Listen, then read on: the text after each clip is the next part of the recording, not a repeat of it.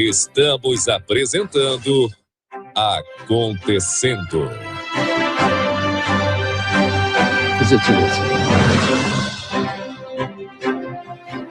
9h26, 30 segundos de uma manhã de umidade, temperatura 12 graus na capital gaúcha. Já temos aqui no estúdio o pré-candidato à presidência da República, Renan Santos, com os assessores Rafael Riso e Fernando Caneu. Renan Santos nasceu em São Paulo em 1984. Tem, portanto, 42 anos, mas por vê-lo pela primeira vez aqui no estúdio, pessoalmente, não acreditei nos 42. O Renan tem imagem, aspecto de 20 anos. Uau. Tem um aspecto muito jovem, impressionante. É um ativista, empresário, músico, político, reconhecido principalmente como um dos fundadores e coordenadores do Movimento Brasil Livre, o MBL, que atuou fortemente no impeachment da ex-presidente Dilma. Hoje se posiciona como um nome da nova direita, com forte atuação voltada ao público jovem e pautas liberais. É crítico ácido tanto de Lula quanto de Bolsonaro. Pertence ao partido Missão, que foi aprovado pelo TSE em novembro do ano passado. Seja bem-vindo, Renan. Gostaríamos de ouvir desde logo a sua palavra sobre as pesquisas. Algum tempo atrás você estava lá distante, mas está se aproximando muito de candidatos como Caiado e o Zema. Bom dia. Bom dia a todos os ouvintes. Fico muito feliz com o elogio ao meu aspecto jovial. Lutei muito por isso nas últimas semanas para dar uma perdida de peso, porque quando você vai viajando, perde os seus hábitos, dorme mal, come errado, você engorda, não tem jeito.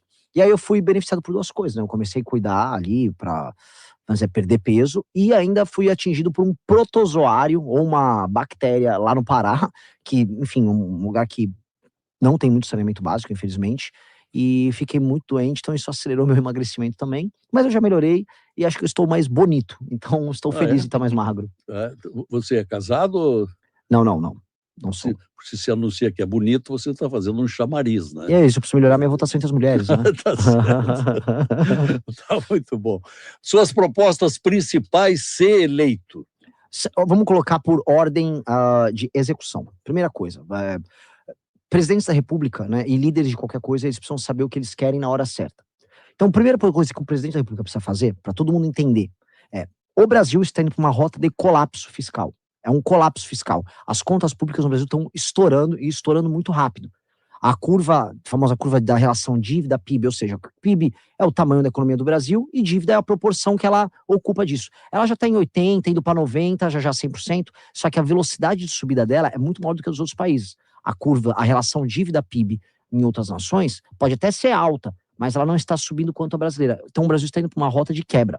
E isso significa que os juros vão ficar cada vez mais altos, que a inflação vai ter que ser usada em algum momento como uma forma de corrigir e as pessoas vão ficar mais pobres. Então eu vou precisar cortar dívida. E para cortar dívida eu preciso cortar despesa. E despesa eu vou ter que cortar um monte de coisa. Então eu vou fazer uma coisa igual o vizinho de vocês aqui, o Milei, fez, que é avisar para as pessoas, olha, o Brasil está quebrado e nós vamos precisar desesperadamente cortar despesa. Você não teme perder voto com o funcionalismo público? Isso você fala numa necessidade brasileira. Necessidade. Agora, os funcionários públicos não gostam de ouvir isso. Pois é, mas assim, primeiro não se perde o que não se tem. É um tipo de voto, o funcionário público sindicalizado, que eles jamais votariam em mim, primeira coisa. E segunda coisa, vai precisar ser feito de qualquer forma. O funcionário público ele tem estabilidade, o trabalhador comum não tem estabilidade. Então quer dizer que a conta sempre tem que ir para o trabalhador comum que não tem estabilidade, enquanto aquele que tem estabilidade e que eventualmente ganha acima dos demais, ou pode se aposentar de acordo com algumas categorias antes que os demais, ele não pode mexer nos privilégios dele. Eu acho isso muito errado. Se eu falar ainda do funcionalismo, especialmente no judiciário, eu estou falando, vou colocar aqui, tá, de categorias que se comportam de maneira criminosa em receber super salários, e isso foi autorizado pelo STF. A STF autorizou os penduricalhos agora. Isso é criminoso. Num país que as pessoas não estão conseguindo mais comer carne, o cara fala, não, o promotor pode receber 100 mil reais no mês. Como é que vai enfrentar esse Supremo Tribunal Federal que se tornou um tribunal político e ativista, não um tribunal judicial? Eu posso emendar já, porque eu não terminei a primeira pergunta, porque a primeira reforma fiscal que eu comentei, que vai cortar despesas, e essas despesas vão influir no judiciário. E isso vai me dar calma, por isso que esse é o ponto. Eu preciso gerar uma calma econômica no Brasil, que é fazer um corte de despesas, aí os mercados vão olhar, o Brasil vai conseguir pagar suas Calma contas. em quanto tempo, Renan? Eu preciso fazer na transição, eu preciso fazer esse ano.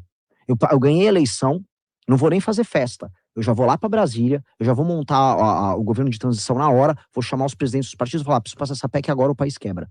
E eu já vou negociar, eu vou gastar o capital político da minha vitória inteiro para passar essa reforma fiscal. É o contrário da PEC e da gastança. É o contrário, eu vou fazer o oposto.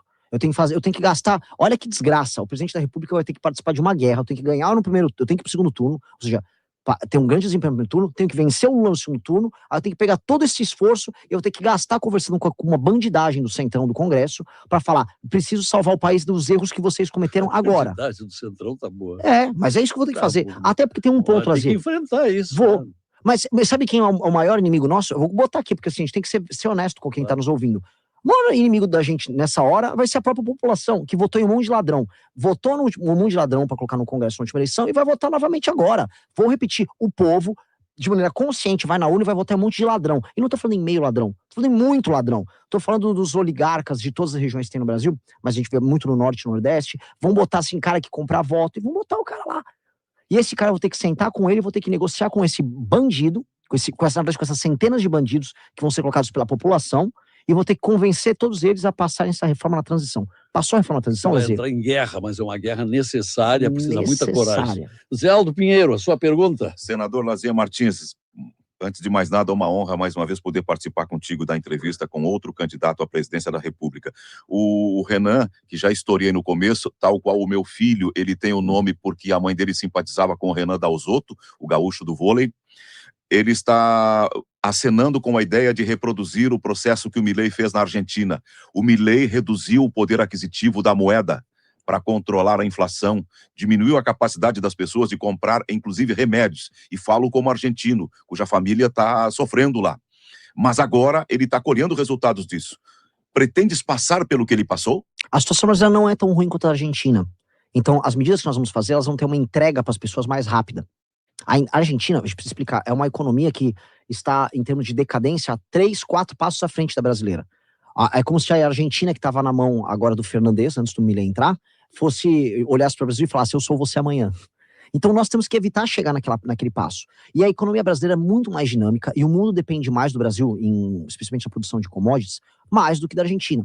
Portanto, se eu faço uma reforma fiscal rápida, o retorno já é muito mais rápido que o da Argentina. Eu vou dar um exemplo, com uma reforma fiscal eu vou poder fazer os juros caírem. Com os juros caindo e com a necessidade de investimento em infraestrutura que precisa no Brasil, vai chover dólar aqui.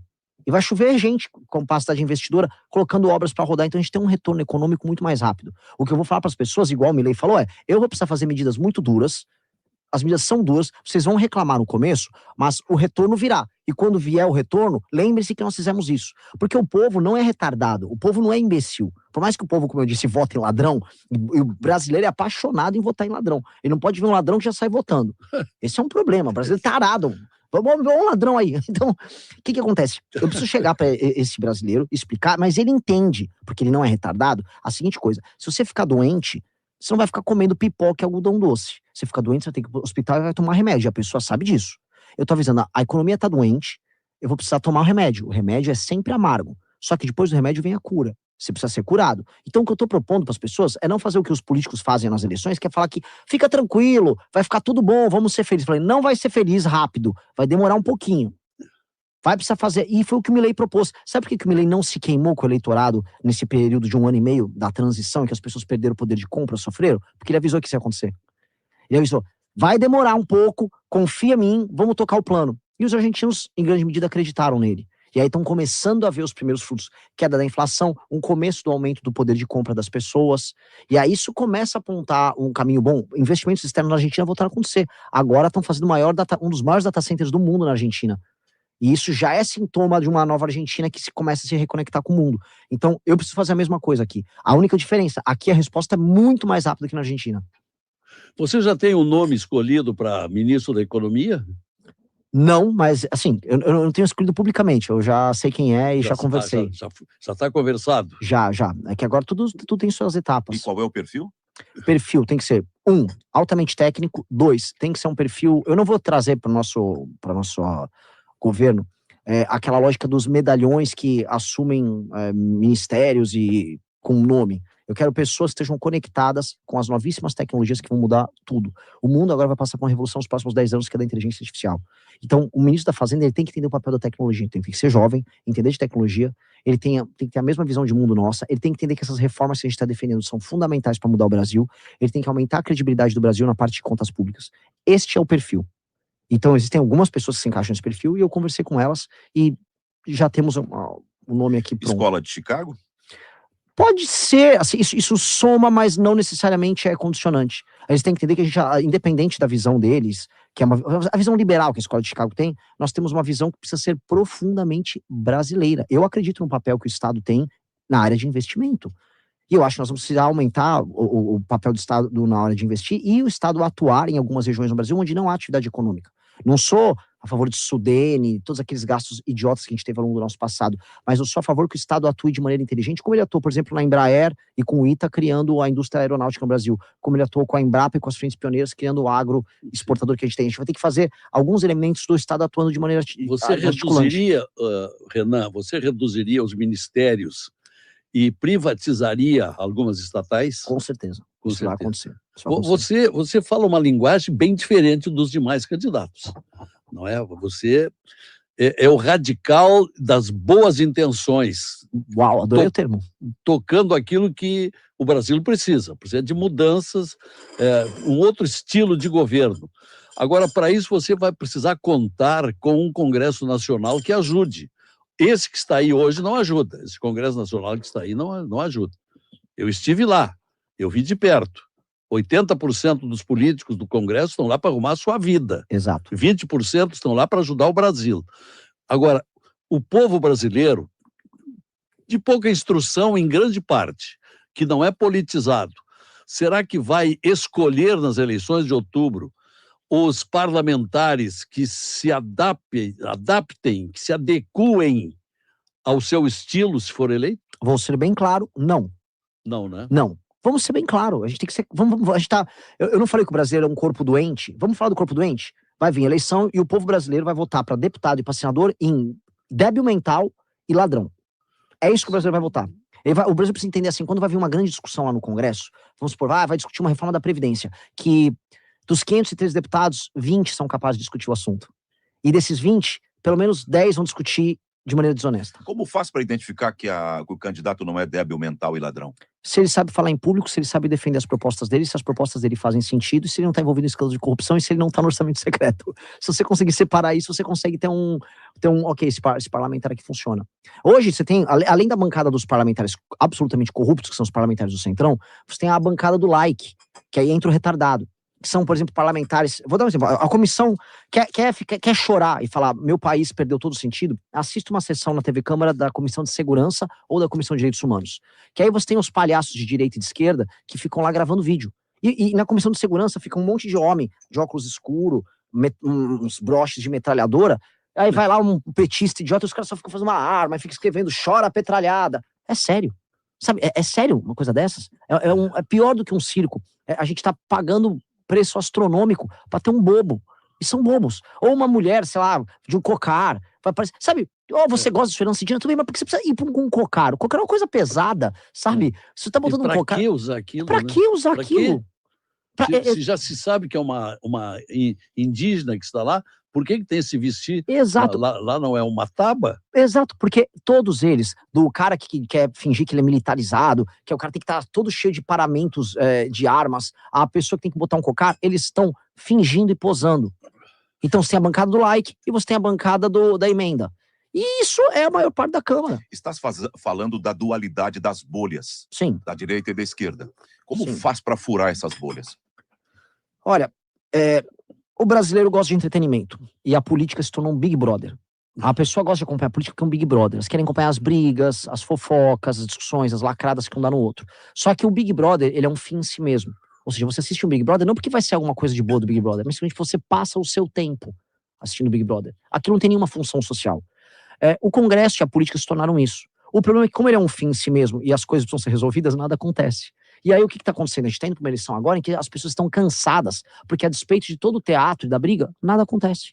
E coisas precisam acontecer. Então as pessoas querem que você destrua o crime organizado. As pessoas querem que a economia ande. As pessoas querem ver que a infraestrutura que não existe no país comece a funcionar. Que a sabotagem que existe do ponto de vista de ONGs e associações contra a feitura de obras no Brasil aconteça. Que exista atividade econômica na maior parte das cidades pequenas que tem ao redor do Brasil, que hoje não existe. Que as pessoas não precisem ficar migrando internamente. Ou seja, as pessoas precisam que as coisas aconteçam, mas as coisas não acontecem. E aí ela liga na TV Câmara, aí tá lá, seu comunista! Ah, você é gaysista! Não dá! Então o teatro cansou. É como se o Big Brother, que a pessoa fica assistindo, que é a política brasileira, ele... Ok, cara, eu só quero ver alguma coisa acontecer. Agora, eu lhe fiz uma pergunta lá atrás e que Do você não STF, teve tempo ainda para responder. Porque nós temos hoje um Supremo Tribunal Federal aparelhado pelo governo Lula. Em 3 governos ele foi escolhendo, em cada governo 1, 2 ou 3, e hoje temos um Supremo Tribunal de gente que sintoniza. São ministros alinhados com o governo Lula. Como alterar isso? Se você vai para lá, serão esses os ministros que vão julgar ações movidas pelos parlamentares. Você vai tentar adotar uma determinada medida, haverá ações contra a sua tentativa. Então, o Supremo vai ser uma pedra do seu caminho. Espero que ele não seja. Eu não vou lá procurar briga com o Supremo. O Supremo está todo encalacrado em escândalos de corrupção. 2 dos principais nomes do STF... O Senado não toma iniciativa de caçar, de fazer o impeachment. Mas, vamos lá. Uma coisa é o Senado tocar o impeachment do ministro do STF com esse Senado que tem aí. Ele vai se alterar em parte, primeiro ponto. Bom, acho que haverá um clima de guerra. 54 vagas. Sim. Se o eleitorado brasileiro modificar 30 vagas, a coisa melhora muito, porque tem 22 lá que são contra esse Supremo. Exato. Aí com 30 dá 52, aí sobra. Nem precisa eleger 30. Sim. Se eleger 25, por exemplo, sobra. Já está bom para mudar o Supremo. E o presidente da República, e esse é o compromisso público que eu estou adotando, eu não vou chegar lá para declarar guerra a ninguém, porque o Brasil, como eu disse, precisa andar. A primeira coisa que eu preciso fazer é, como eu disse, passar a pauta fiscal, ainda esse ano, na transição, e virei o ano, eu preciso iniciar a guerra contra o crime organizado. Aí que entra a questão, o STF vai querer se interpor? Se o STF se interpor, eu vou ser bem claro, vou dar um exemplo, vou na Restinga pegar os caras da facção bala na cara. Aí vem uma decisão lá baseada na DPF das favelas, olha, não pode fazer isso, eu vou ao Xandão dar uma canetada, eu não vou cumprir. Eu estou avisando de maneira prévia. Eu não vou propor nada, golpe, vou ficar arrumando briga, vou briga com ninguém, converso com todos. Agora, decisão ilegal não se cumpre.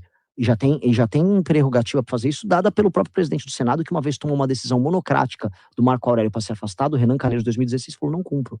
Não vou cumprir decisão ilegal. Decisão ilegal que impeça o presidente de cumprir um dever constitucional, que é defender a integridade do território nacional, que é meu dever constitucional como presidente, eu não vou. Isso é um absurdo. Então, decisões que venham derrubar o processo legislativo brasileiro, porque o ministro quer dar uma decisão dizendo, isso aqui na verdade é um direito fundamental do não sei o quê, e aí vai derrubando tudo com todo o funcionamento do Estado brasileiro, não serão aceitas. Aí ele vai fazer o quê? Vai me derrubar?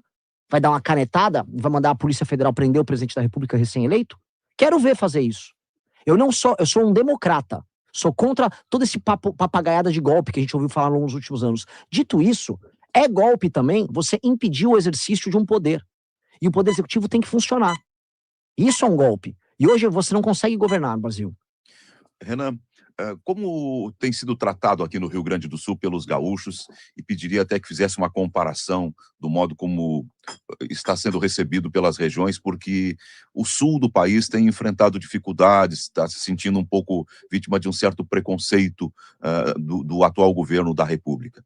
Qual é, nesse teu período de pré-campanha, a percepção que tu estás tendo do trato dos gaúchos para com as tuas ideias e para com a tua pessoa? Vocês são um povo formidável, cara. Vocês são um povo formidável. Onde há crescimento econômico no Brasil, há gaúcho. Eu acho que é muito paradoxal a situação dos gaúchos, porque quando eu vou no Maranhão, a melhor região do Maranhão em termos de desenvolvimento é a região de Balsas, região de gaúcho. Quando eu vou na Bahia, a região que mais cresce é a região oeste, gaúchos. Barreiras e Luiz Eduardo. Não é? Quando eu vou para Tocantins, gaúcho. Mato Grosso, gaúcho. Mato Grosso do Sul, gaúcho. É gauchada toda. Exato. Quando eu vou para o oeste do Paraná, gaúcho. Vocês são um povo formidável, um povo trabalhador, um povo com uma energia expansionista. Rondônia, vamos falar Rondônia? Mesma coisa, gaúcho. Agora, se eu olho no próprio estado, os gaúchos não conseguem crescer no próprio estado. não tem um paradoxo? Eles são o motor do desenvolvimento de outros estados, e aí, ao mesmo tempo, o próprio estado não funciona. Porque o povo gaúcho tomou decisões muito ruins nas últimas décadas todas, muito parecidas com o povo da Argentina, de ficar preso em guerras internas, né? Você tem uma versão do peronismo aqui, e vocês têm conflitos internos desde a época dos chimangos e maragatos, essa coisa vem de muito tempo. Então vocês têm aqui, vocês já têm os problemas de vocês, que fazem com que... Temos perdido muitos talentos, gente boa que sai daqui e vai para outros estados. Exato. Grande parte aqui para o lado. Santa Catarina, que é o estado Exatamente. que mais cresce, que mais cresce economicamente no país. Exato. E aí vocês ficaram para trás do Paraná e Santa Catarina. Vocês eram o maior e mais importante estado do Sul. Fomos a quarta economia do Brasil. Exato. Hoje a quarta é o Paraná.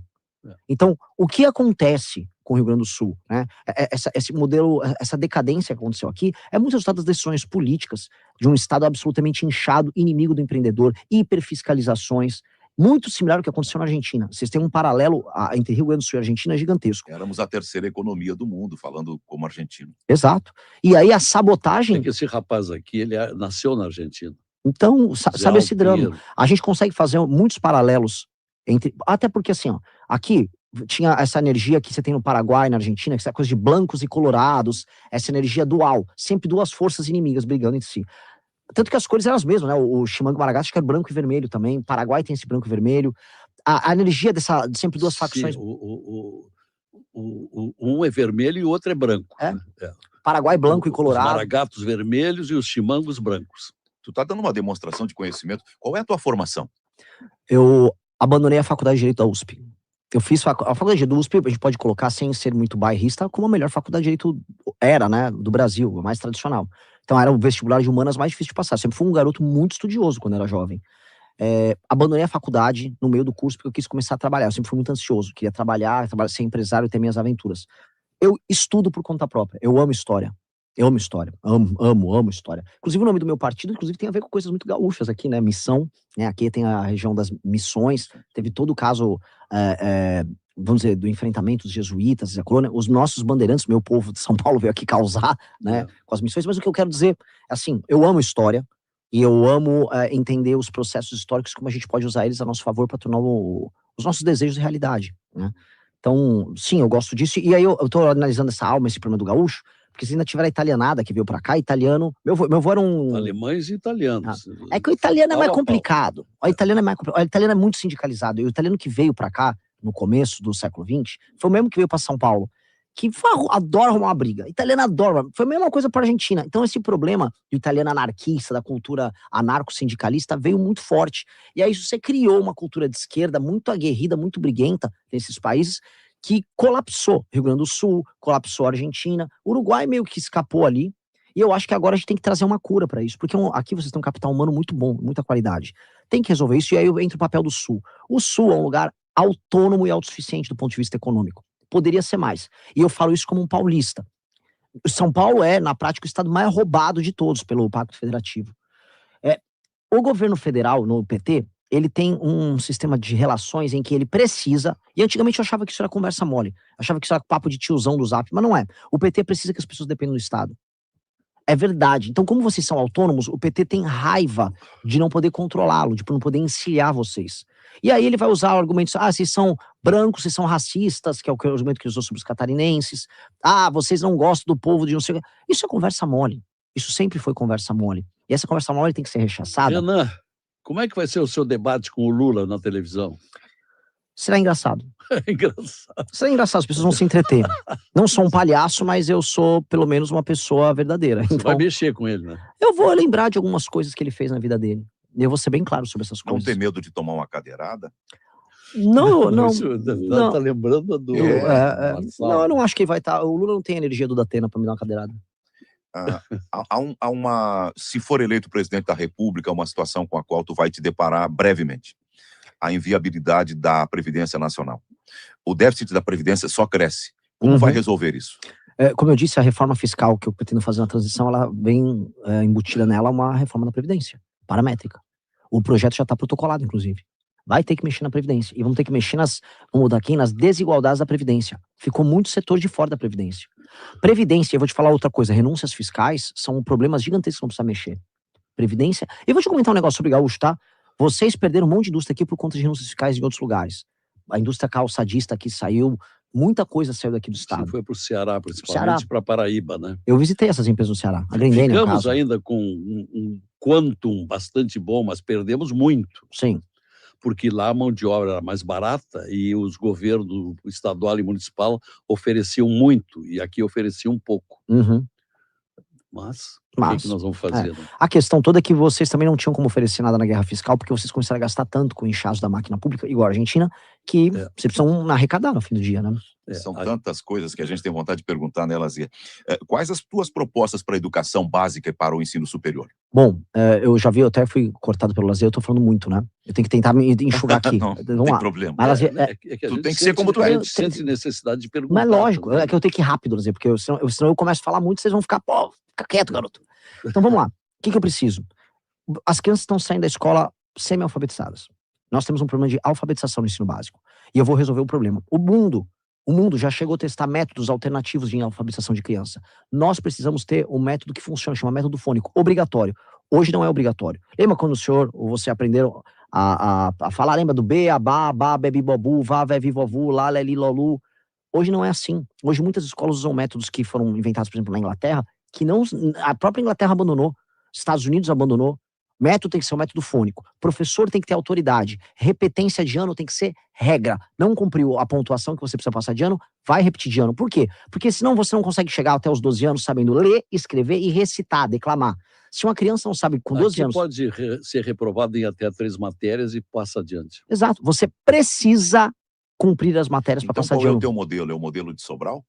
O modelo de Sobral conta muito, porque é um modelo que estabelece sistemas de incentivo para escolas que têm melhor desempenho. Nós vamos aplicar isso em maneira nacional, com premiação em dinheiro para a escola, em dinheiro para o diretor da escola e em dinheiro para os professores. O professor, comigo, vai ser o seguinte, você vai ter seu salário, eu não vou ficar aumentando automaticamente o salário de todo mundo. Se a sua escola bate uma meta, aí você vai ganhar num ano um baita de um prêmio.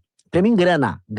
Quero interesse pecuniário do professor nisso. Só que não tem que ficar só nele. Um dos problemas, lembra que eu falei, brasileiro gosta de votar mal? Brasileiro, vou perder voto, mas vou ser sincero, brasileiro não liga para educação. As famílias não cobram as escolas do desempenho dos seus próprios filhos ou da melhoria do atendimento dos professores às crianças. Pois bem, para envolver, eu vou dar prêmio em dinheiro para os melhores estudantes e para a família deles. Então, o aluno tirou nota alta, eu vou acabar com aquele pé de meia que só paga pela frequência e eu vou pagar para os melhores alunos. E os alunos especiais de escola pública, vamos botar um exemplo aqui para tratar da questão de cota, aquele menino negro, aquela menina negra, ou branco, não importa, mas eu tô falando que foi bem na escola pública, tá tirando notas bem altas, eu vou pegar ela e vou dar uma bolsa de estudos na melhor escola da região dela, para ela poder concorrer no vestibular sem precisar de cota. Muito bem. E como você vai enfrentar um dos maiores males do Brasil, o tráfico de drogas? Mas essa vai ser a parte gostosa do nosso governo, porque é um governo de repactuação nacional. Eu vou devastar o tráfico de drogas. Como é que faz isso? Nós vamos alterar... Primeiro, a gente precisa subir todas as penas para crimes violentos no Brasil, novamente. Precisamos subir as penas. Nós precisamos mexer nas leis de execução penal, que é a famosa LEP. Nós temos que acabar com a progressão de pena. Isso tem que eliminar o poder discricionário que o juiz hoje tem. Para traficantes tem que acabar mesmo. Eu acho que progressão de pena tem que existir para alguns crimes não violentos e só. Exato. Alguns crimes... Crime violento não tem progressão. Faria que nem o presidente de El Salvador, fazer mais presídios e Óbvio. botar um mundo de gente na cadeia? Óbvio. O meu slogan é mais presídios e menos escolas. Eu preciso fazer... lógico. Repita. Mais presídios... Eu preciso de fazer mais presídio no Brasil e reformar as escolas que eu tenho. Eu não preciso sair abrindo escola nova. Essa aqui é uma provocação. É uma provocação que eu falo. Porque todo mundo fala assim, não, quero mais escolas e menos presídios. Não, eu vou fazer mais presídio no Brasil. Escola já existe, a população está diminuindo no Brasil. Eu tenho que pegar a escola que já existe, em vez de fazer populismo, eu vou reformar, vou fazer escola com tecnologia, vou pegar as escolas pré-existentes, vou colocar quadra nelas, vou tornar as escolas boas. Agora, construir agora, eu tenho que botar marmanjos, centenas de milhares de marmanjos na cadeia, que é isso que eu preciso fazer agora. Precisa de dinheiro, hein? Para sustentar na cadeia. Esse mundo de traficantes e bandidos, isso custa caro. Eles vão ajudar, eles vão trabalhar bastante lá dentro pra gente.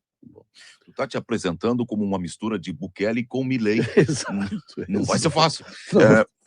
Eu queria te ouvir também falando sobre um outro tema, porque nós estamos diante de uma situação em que há uma questão ideológica que, avançando sobre o processo judicial, se fores eleito presidente da República, faria como disse o Caiado, uma anistia geral dos condenados do 8 de janeiro? E qual a tua opinião sobre a dosimetria?